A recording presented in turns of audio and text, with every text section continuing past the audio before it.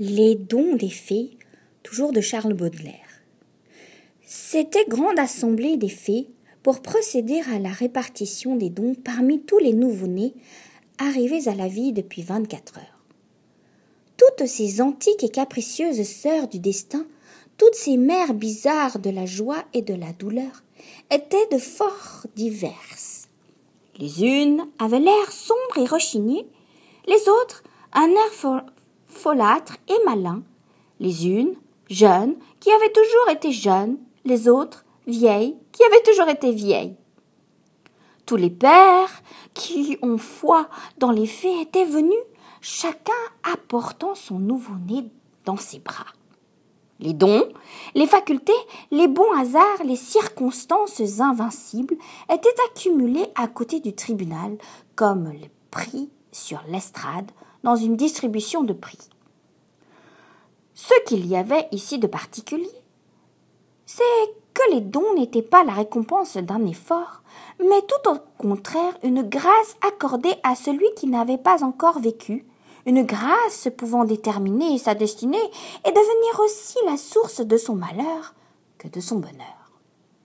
Les pauvres fées étaient très affairées, car la foule des solliciteurs était grande, et le monde intermédiaire, placé entre l'homme et Dieu, est soumis comme à nous à la terrible loi du temps et de son infinie postérité.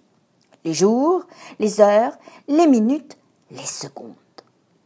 En vérité, elles étaient aussi ahuries que des ministres un jour d'audience ou des employés du mont-de-piété quand une fête nationale autorise les dégagements gratuits.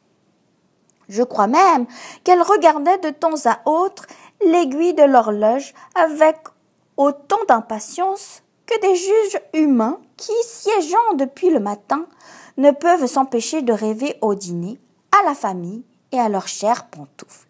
Si, dans la justice surnaturelle, il y a un peu de précipitation et de hasard, ne nous étonnons pas qu'il en soit de même quelquefois dans la justice humaine. Nous serions nous-mêmes, en ce cas, des juges injustes.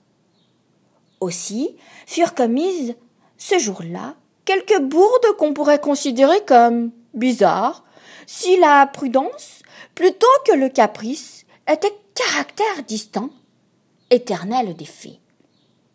Ainsi, la puissance d'attirer magnétiquement la fortune fut adjugée à l'héritier unique d'une famille très riche qui, n'étant doué d'aucun sens de charité, non plus que d'aucune convoitise pour les biens les plus visibles de la vie, devait se trouver plus tard prodigieusement embarrassé de ses millions. Ainsi furent donnés l'amour du beau et la puissance poétique au fils d'un sombre gueux, carrier de son état, qui ne pouvait en aucune façon aider les facultés, ni soulager les besoins de sa déplorable progéniture. J'ai oublié de vous dire que la distribution, en ces cas solennels, est sans appel. Aucun don ne peut être refusé. Toutes les fées se levaient, croyant leur corvée accomplie, car il ne restait plus aucun cadeau, aucune largesse à jeter à tout ce fretin humain, quand un âme brave, un pauvre petit commerçant, je crois, se leva et, empoignant par sa robe de vapeur multicolore la fée qui était le plus à sa portée, s'écria « Hé, madame, vous nous oubliez. Il y a encore mon petit.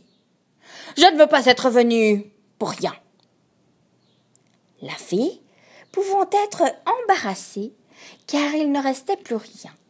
Cependant, elle se souvint à temps d'une loi bien connue, quoique rarement appliquée dans le monde surnaturel, habité par ces déités impalpables, amies de l'homme, et souvent contraintes de s'adapter à ses passions, telles que les fées, les gnomes, les salamandres, les sylphides, les sylphes, les nix, les ondins et les ondines.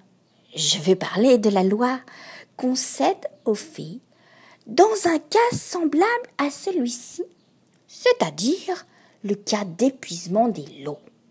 La faculté d'en donner encore, supplémentaire et exceptionnelle, pourvu toutefois qu'elle ait l'imagination suffisante pour le créer immédiatement.